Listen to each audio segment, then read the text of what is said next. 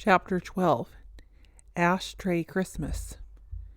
We didn't have very much money to spend for Christmas, but it always was the most important day of the year in our house, and Mother intended to make it so again this year. I'd much rather have something you made especially for me, like a calendar or a desk blotter, than anything expensive from the store, she told us. The best present of all is something given with love and affection. We had been saving our allowances ever since summer, so there wasn't any real danger that we were going to have to rely exclusively on blotters and calendars. Also, Ernestine and Martha now had lunchtime jobs as cashiers in the high school cafeteria, and Frank and Bill had been doing yard work for neighbors. A good many tree decorations from previous years were stored in the attic, but Mother knew there was happiness in anticipation of something pleasant, so she encouraged us to make fathom after fathom of paper chains from colored advertisements and illustrations that she'd clip out of magazines. It was customary for each member of the family to give individual presents to all the other members. But as fights and arguments occurred, the gift list of each of us seemed to be considerably shortened. Almost every argument between Thanksgiving Day and Christmas ended with the announcement that the two parties were irrevocably severing Yuletide relations and cutting each other off without so much as a blotter. "Just for that," one participant would shout, "you're off my Christmas list forever. I'm taking the present I had for you right back to the store." "I wasn't going to give you anything anyway," the other participant would bellow. "Besides, that's the fourth time this week you've taken me off your list." Of course, all was forgotten and forgiven by Christmas, but if one had kept tabs, it would have appeared that only Mother was certain of getting presents from any of us. In a good many families, the parents trimmed the tree on Christmas Eve and surprised the children the next morning. Mother and Dad thought this was doing things in reverse, that the parents had both the fun of trimming and watching the looks of pleased surprise. In our house, the children trimmed the tree, and the parents were surprised. Mother was banned from the parlor on the day before Christmas. She wasn't even allowed to witness the arrival of the tree, which was brought home on Fred's express wagon and smuggled in through the kitchen door. We trimmed the tree that night, while Mother worked alone in her office. We sang carols as we weaved on the tinsel and spread paper chains from the mantel to the chandelier. Mother's office was separated from the parlor by a large sliding door, and sometimes we'd hear her soprano joining in. We seldom thought of Mother as being lonesome anymore, but perhaps she was lonesome that Christmas Eve. In a big family, the Santa Claus secret often leaks pretty far down the line. Not that anybody deliberately gives it away, but because too many lay it on too heavily for it to remain plausible. In our family, only Bob and Jane were believers, and even they were confused by the conflicting information heaped upon them. Nevertheless, all of us hung up our stockings. After Bob and Jane went to bed, Mother filled our stockings, and then we filled hers. We carried our stockings to her and then brought them back again when they were filled, since she wasn't allowed in the parlor. With the bulging stockings hung by the fireplace, we surveyed our night's work and found it good. "The whole room," Jack sighed happily, "looks just like Woolsworth, only even better." We usually had trouble going to sleep on Christmas Eve, but once we dropped off, we customarily slept soundly until about 6 o'clock, when Mother and the young children would rouse the rest of us out of bed. That Christmas Eve, Martha was restless and could not go to sleep at all. About 2 o'clock, she heard some tiptoeing on the stairs and a light click on. Martha waited a few minutes and then put on a bathrobe and some slippers and suspiciously tiptoed down too. The parlor door was open and the light was on. Sitting on the floor by the tree with her back to the door was Mother. Martha saw her reach through the presents we had piled under the tree, select one, then fill it, pinch it, rattle it, and smell it again. Something told Mother she was being watched because she finally looked stealthily over her shoulder and saw Martha. Martha stood disapprovingly with her hands on her hips and tapped her right foot on the floor. She didn't say anything. "What are you doing up at this time of night?" Mother asked sternly, apparently deciding that a good offense was the best defense. Martha shook her head and clicked her tongue. You should have been asleep hours ago, said Mother. You'll be exhausted by dinner time. I'm going to tell on you, Martha informed her. You're worse than Bob and Jane, aren't you? I'd like to know what you mean by that, Mother protested. Do you think that's any way to talk to your mother? You can't be trusted a minute, can you? Just as soon as you think everyone's asleep, what do? I investigate, said Mother, to make sure everything is shipshape. What you mean is that you peek. A person with a naturally suspicious nature might put it that way, Mother admitted.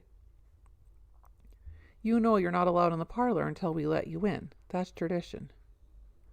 I know it, Mother giggled, but your father and I always came down for a preview.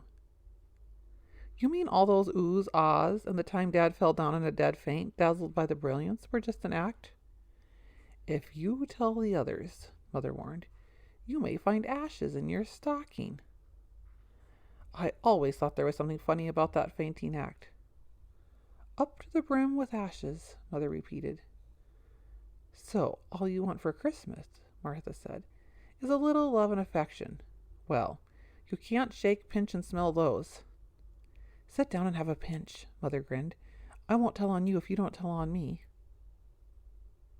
Well, I'll be doggone, said Martha, squatting next to her on the floor. Do you see any for me? Here's one to you from Anne, Mother replied, feeling, rattling, listening, smelling, and using every other sense known to man, and some known only to women. I think it's a pocketbook. You think, Martha scoffed. You're as sure as if you'd taken the package to the hospital and had it x-rayed. We went down and got our stockings Christmas morning, and Mother took her first official look at the parlor. She didn't forget to ooh and ah, and to tell us the tree never looked lovelier. We took the stockings upstairs to Mother's room and opened them there. Then we cleaned up the wrappings, had breakfast, and walked to church. The air was bracing, and all of us felt good and happy. Tom had a fire for us in the parlor when we returned. Mother sat down at the piano and we went up to the second-story hall and formed a line by ages. Then Mother started to play As Fidelis. We sang and marched single file down the stairs and into the parlor. Anne led the way as she'd always done. In the past, Dad had brought up the rear, either carrying the baby or letting the baby stand on his shoes, while Dad took up big steps and sometimes long jumps. This year, Jane brought up the rear by herself. We wound up the songs, standing around the piano, pushing as close to Mother as we could. Frank did his best to sing bass, but all of us knew something was missing from the harmony. Underneath the tree, besides the presents we had wrapped, were 20 or more cartons from relatives and friends. Mother slipped into the office to get a stenographer's pad and pencil to make notes for the thank you letters. Frank started passing out the presents. The custom was that only one gift was to be opened at a time, so that everyone could watch and so that Christmas would last longer. That year, Dan had insisted he was old enough to do his own Christmas shopping, and Mother had agreed. He had gone downtown by himself, pulling the express wagon after him, and had come home with the wagon piled high. No amount of pumping, even on the part of Fred, from whom he had few secrets, could elicit the slightest information about the nature of the gifts. It was obvious, though, from just a casual glance under the tree, that Dan's purchases were identical, and that he had wrapped them without assistance. There was 11 of them. He had placed them in a row, a little away from the general pile. Each was as large as a basketball, although irregular in shape. Each gift, whatever it was enmeshed, trapped rather than wrapped, in green tissue paper, held in place with scores of stickers. Some of them wished you a joyous Yuletide. Others voiced dire threats about what would happen if you opened it before Christmas. All of us had wondered about Dan's presents, ever since he had brought them down from his bedroom the night before. Even Mother and Martha had not managed to pinch out a single clue. In Christmas past, Dan had been primarily interested in presents for himself. Sometimes he had been impatient at the delay involved in distributing the gifts one at a time, and had asked Dad to dig through the pile and find all the presents for him. But this Christmas, Dan was quiet. Even when he opened a present for himself, he seemed detached, and the usual enthusiasm was lacking. He kept his eyes on the 11 packages that he had wrapped. Mother sensed the situation and whispered something to Frank. Frank walked over to the row of misshapen green bundles and picked one up. To Mother, with love from Dan. Frank read the scrawl on the tag. Here you are, Mother. Dan was now squirming with eagerness and embarrassment. You probably won't like it, he mumbled. It isn't much. I wonder what in the world it could be, said Mother.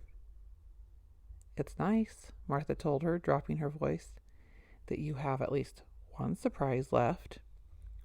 I can't imagine what it is, Dan, Mother said. Aw, I bet you've already guessed what it is, Dan replied. It isn't much. His cheeks were flushed and he was staring at the floor. He knew all eyes were on him and he didn't want to meet them. Mother pulled off the last of the paper, and the thing stood naked and revealed. To begin with, let us say it was a very big china ashtray, large enough to accommodate a whole family of chain smokers, which our family certainly was not. Besides being large, it was hideous. It was, in fact, possibly one of the most hideous ashtrays ever to come out of the 20th century, which in the future centuries may become best known for production of the atomic bomb and hideous ashtrays. The main bowl was of white porcelain and looked as if it had no business being in a parlor. It was decorated with green and gilt cupids, nude except for floating pink ribbons that would have interested Isaac Newton. Around its perimeter were 4 holes, from which 4 unused cigarettes protruded. If one could forget the cupids, which one couldn't, the whole thing would resemble the business portion of a cow, inverted and ready to milk. A look of pained incredulity that any such monstrosity could be devised by a fellow human briefly passed across Mother's face. For a moment she couldn't say anything. I guess you don't like it, said Dan, now looking straight at her. It doesn't look like much once you get it home from the store. Mother tried to talk, but at first nothing came out. Frank almost laughed, but Anne kicked him. I thought it was wrapped real nice anyways, Dan said, desperately fighting off tears. And the cupids are so pretty, even if nobody smokes.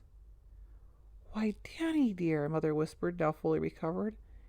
It's just what I've always wanted, and just what we need around here, especially when there's company. Do you mean to tell me you picked this out all by yourself? She went over to him and kissed him. Aw, said Dan, and his eyes were aglow now. It's not much. Do you really like it? Look at it, children, Mother told us. Isn't it simply lovely? Such perfect taste. And so practical. It only cost 15 cents, too, Dan crowed. Think of that, children, Mother said. Only 15 cents. So the price is right, Mother conceded. Martha conceded. It's really beautiful, Dan. Some people have all the luck, Anne said, eyeing the 10 similar packages. I sure wish someone would give something like that to me. Do you honest? Asked Anne. Honest? Gosh, yes, said Anne. Gee, me too, said Frank. Same here, said Ernestine. Lucky Mother. Frank went over to the row of presents and picked up another one. To Fred, with love, from Dan, he read. Gee, give it here, said Fred, who knew a cue when he heard one. I wonder what in the world it can be. Fred started to shred off the green paper, then Dan relaxed and sighed. It was a sigh of ecstasy.